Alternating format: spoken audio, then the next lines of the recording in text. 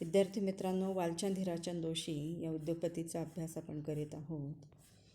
वालचंद हीराचंद दोशी यांना कुठलीही कौटुंबिक पार्श्वभूमी नसताना आणि आपल्या देशामध्ये उद्योग व्यवसायामध्ये ब्रिटिशांचे वर्चस्व असताना वालचंद दोशी यांनी उभारलेले उद्योग व्यवसाय, त्यांनी घेतलेली झेप, त्यांनी वेगवेगळ्या उद्योगांमध्ये घेतलेली आघाडी ही निश्चितच आपल्याला आणि आपल्या देशाला अभिमान वाटावा अशी आहे. सागरी वाहतूक क्षेत्रामध्ये तर ब्रिटिशांचे वर्चस्व होते आणि ब्रिटिश अधिकाऱ्यांशी संघर्ष करून आणि ब्रिटिश कंपन्यांशी संघर्ष करून त्यांनी सिंधिया कंपनीची स्थापना केली. ही गोष्टसुद्धा खूप मोठी आहे. वेगवेगळ्या प्रकारचे अडथळे या ब्रिटिश कंपन्यांनी वालचंद दोशी यांच्या कार्यामध्ये आणलेले आपल्याला दिसतात. परंतु लोकांच्या मनामध्ये सिंधिया कंपनीविषयी एक स्वदेशीची भावना त्यांनी जागृत करण्याचं काम केलं आणि सिंधिया कंपनीच्या प्रयत्नांमुळेच ब्रिटिशांना वाहतुकीसाठी कोटेशन पद्धत, किनारा आरक्षण, परवाना पद्धत, गोदी आरक्षण पद्धत इत्यादी नव्याने तयार करून त्याची अंमलबजावणी करण्यास भाग पडावे लागले. आणि याचा अप्रत्यक्ष परिणाम ब्रिटिश कंपन्यांवरही झाला.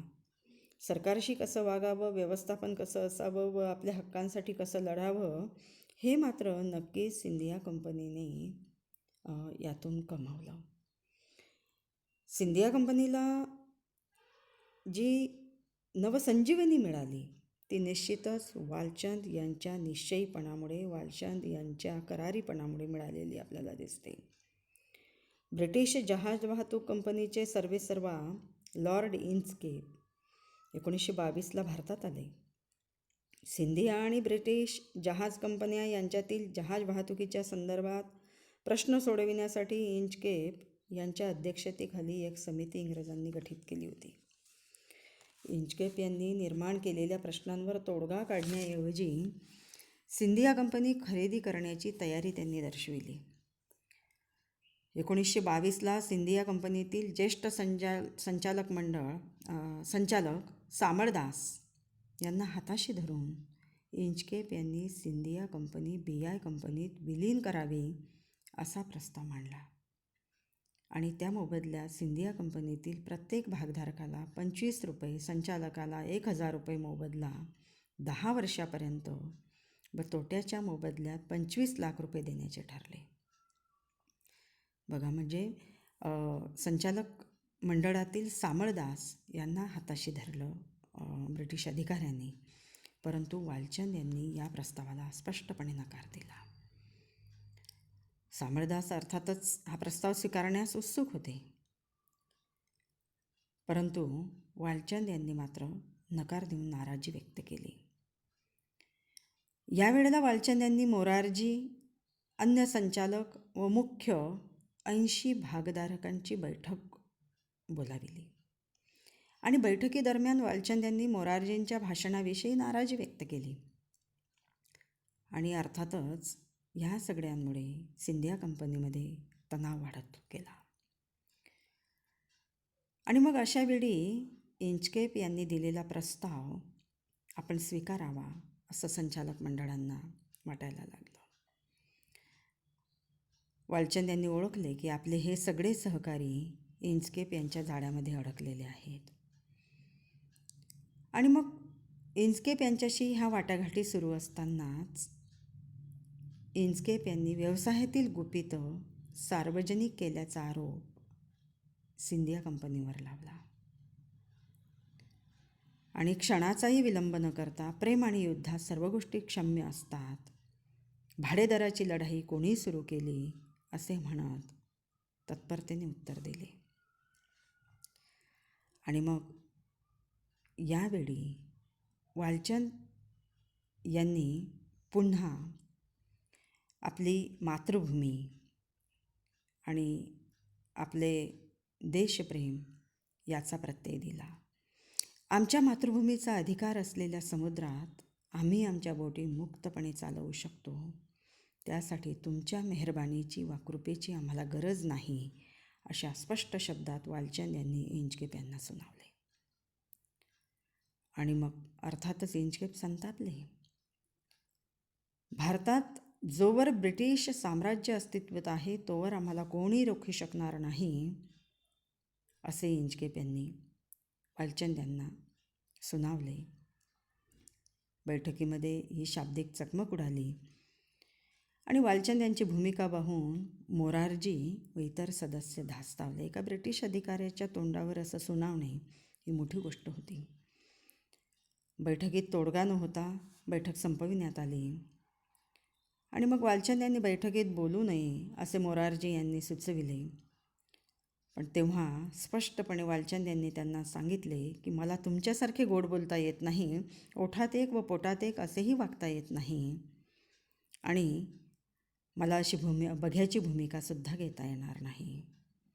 मोरारजींना इशारा देत वालचंद खोलीबाहेर पडले आणि वालचंद यांचे हे स्पष्ट आणि परखड बोलणे ऐकून मोरारजीसुद्धा अवाक झाले.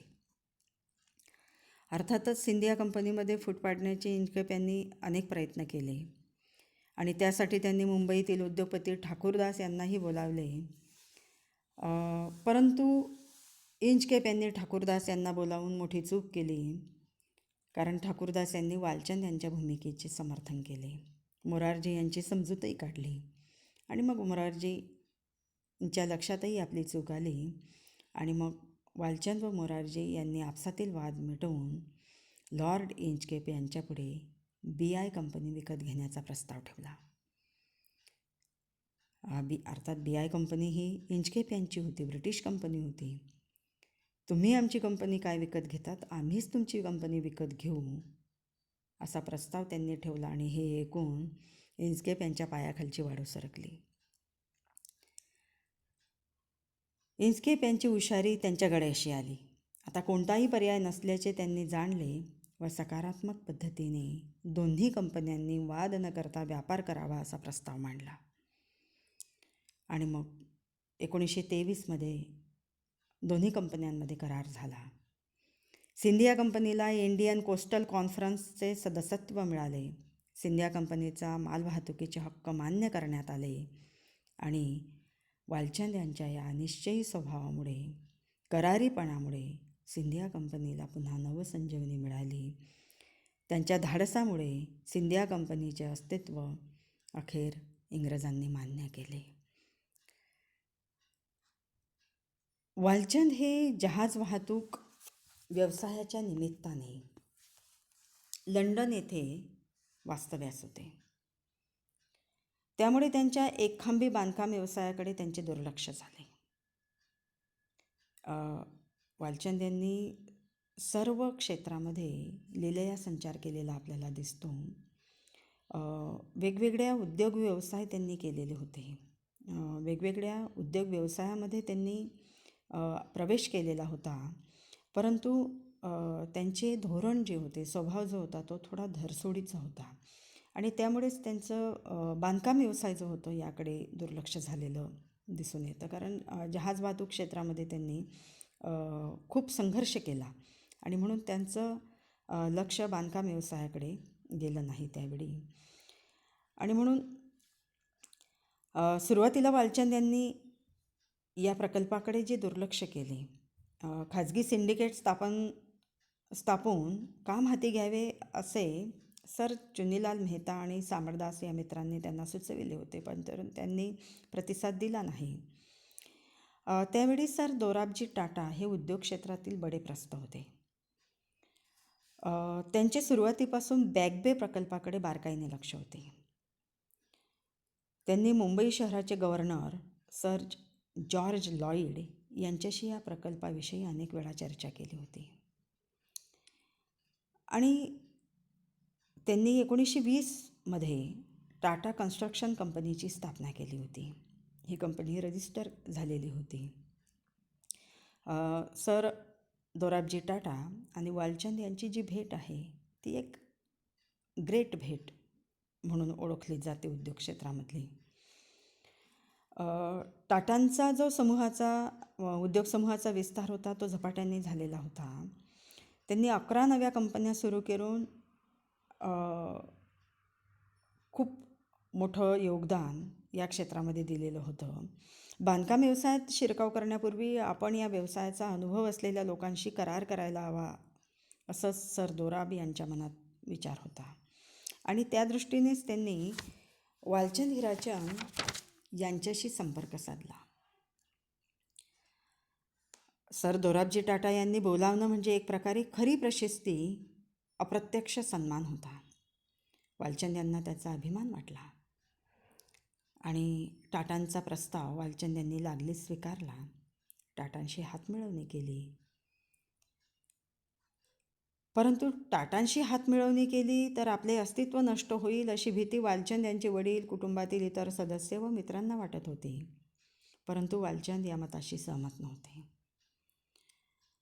वालचंद यांनी 1920ला आपली फाटक वालचंद लिमिटेड व वालचंद कन्स्ट्रक्शन या दोन्ही कंपन्या टाटा कन्स्ट्रक्शन कंपनीला देऊन टाकल्या.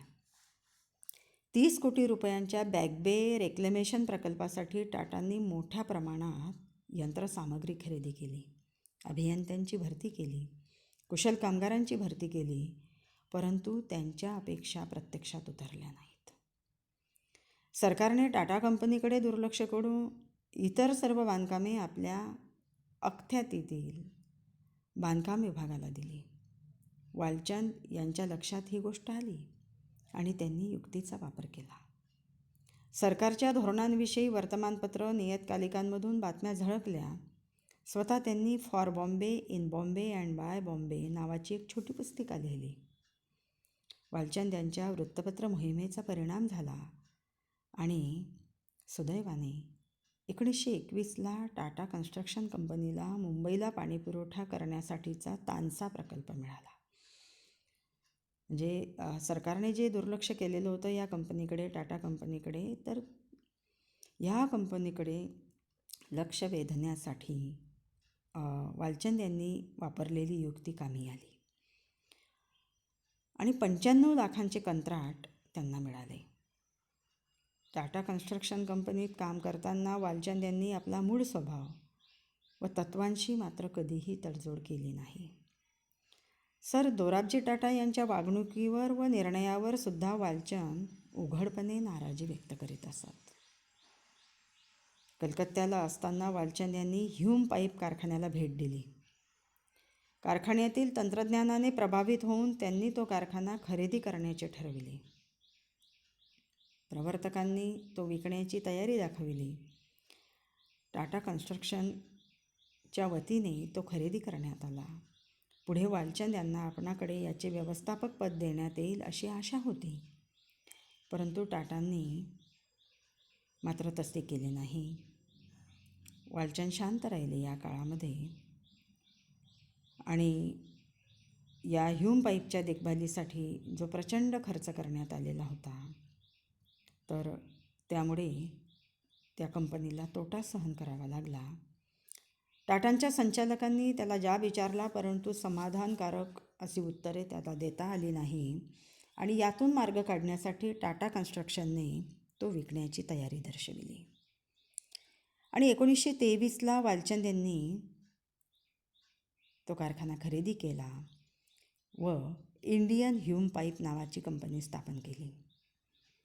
वालचंद यांनी रतनचंद या आपल्या भावाला या कंपनीचे प्रमुख संचालक म्हणून नियुक्त केले. टाटा कन्स्ट्रक्शनसोबत काम करताना वालचंद यांना अनेक नवे अनुभव आले. खूप गोष्टी शिकायला मिळाल्यात. लहान मोठी कामे करण्यासाठी वालचंद यांनी 1926पर्यंत अनेक नव्या उपकंपन्या स्थापन करून 15,000 ते 30,000 मजुरांची भरती केली.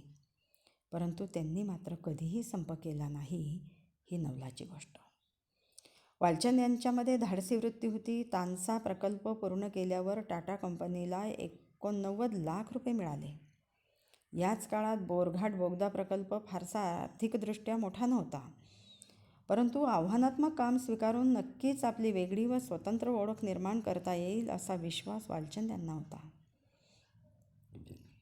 बोगद्याचे काम करण्यासाठी प्रगत तंत्रज्ञानाचा अभाव होता आणि म्हणून वालचंद लंडन येथे जाऊन भुयारी रेल्वेचा विस्तार पाहून आले.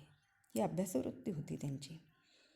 तांत्रिकदृष्ट्या सर्व माहिती गोळा केल्यानंतर त्यांनी बोरघाट प्रकल्पाच्या कामाला सुरुवात केली आणि 2 वर्षाच्या अथक परिश्रमानंतर या बोरघाट बोगद्याचे काम पूर्ण झाले.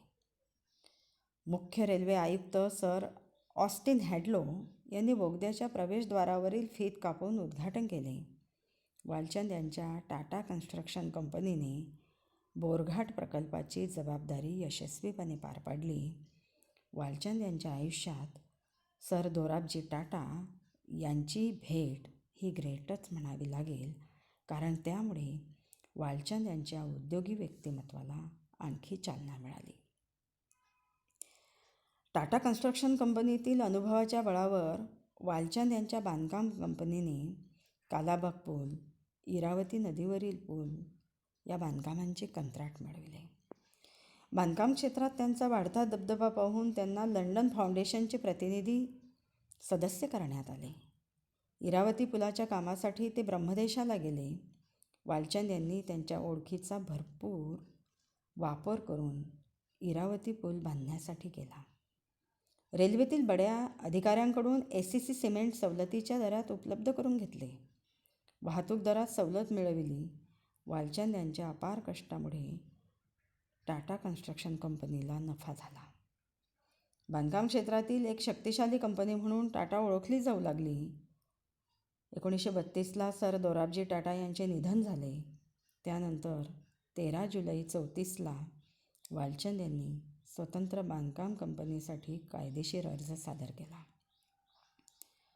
आणि मग 35ला टाटा कन्स्ट्रक्शनचं नाव प्रीमियर कन्स्ट्रक्शन असे ठेवण्यात आले. वालचंद यांच्या बांधकाम व्यवसायासोबत त्यांनी आपल्या जहाज व्यवसायाकडे दुर्लक्ष होऊ दिले नाही. सागरी वाहतुकीतील ब्रिटिशांची मक्तेदारी संपवण्यासाठी त्यांनी अनेक लहान मोठ्या जहाज कंपन्यांना मदत केली. 1938पर्यंत त्यांनी स्वदेशी व्यवसायाच्या भरोशावर 8 जहाज कंपन्या सिंधिया कंपनीने ताब्यात घेऊन वालचंद यांनी जहाज व्यवसायातील आपले साम्राज्य उभे केले. तर हे वालचंद यांचं सगळ्यात मोठं असं यश आहे. त्यांची देशभक्ती ही खूप मोठी आहे, कारण त्यांनी केवळ आपलीच कंपनी वाढवली नाही, तर अनेक छोट्या छोट्या कंपन्यांना, लहान मोठ्या अशा ज्या देशातील उद्योग होते त्यांनासुद्धा मदत केलेली दिसून येते. इथे आपण थांबूया. पुढच्या तासाला भेटूया. धन्यवाद.